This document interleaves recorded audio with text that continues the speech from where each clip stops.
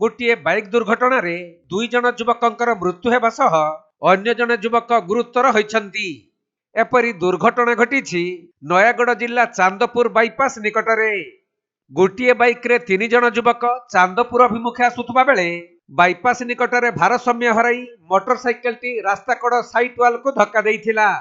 फलरे कुहुड़ी दल बेहेरा साहिर निरंजन जेना पुओ स्वाधीन जेना और बसंत दलई पुओ पवित्र दलई घटनास्थल रे मृत्यु हेबा सह कंध नयागढ़ ग्रामर अमूल्य जेना पुओ पप्पू जेना अति गुरुतर होइछंती। दुर्घटना पर स्थानीय लोक माने एम्बुलेंस जुगे समस्त को चांदपुर मेडिकल को आनिछंती। मां को गां तमरो कोन हे जी आपण भाई घर आसोटी के पाखु केते जण आस्तेले केते जण हम जानि नो एते समय लग केते जण भाई घर कोन हे जी आपण जानलेनी दे दे